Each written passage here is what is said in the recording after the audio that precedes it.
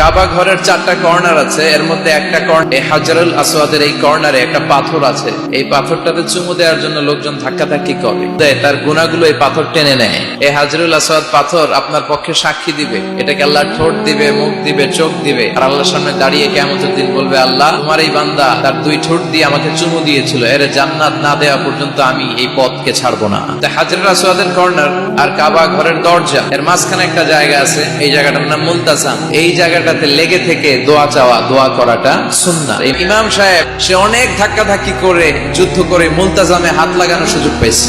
হাত লাগায় ধাক্কার চোটে সে তাড়াতাড়ি করে আল্লাহর কাছে দোয়া করতেছে যে, আল্লাহ জীবনে যত দোয়া করছি আর যত দোয়া করব, এই সব দোয়া তুমি কবুল করে নিও। এই একটাই দোয়া।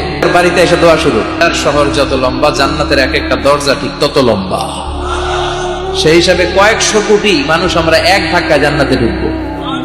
তো দরজা যদি হয় এত বড়, আসল জান্নাত কত বড়। সব মানুষগুলো সাইয়েদনা আদম থেকে শুরু করে up to the day of judgment, পৃথিবীর সবাই যদি আল্লাহর কাছে যার যা লাগে ফরিয়াদ করা শুরু করে দেয়, আল্লাহ দাও, এটা দাও, এটা দাও, আল্লাহ বলে আমি তোদের যা চাওয়া আছে সব যদি দিয়ে দেই, তারপরেও আমি আল্লাহ ধন ভান্ডারের 1 ইঞ্চিও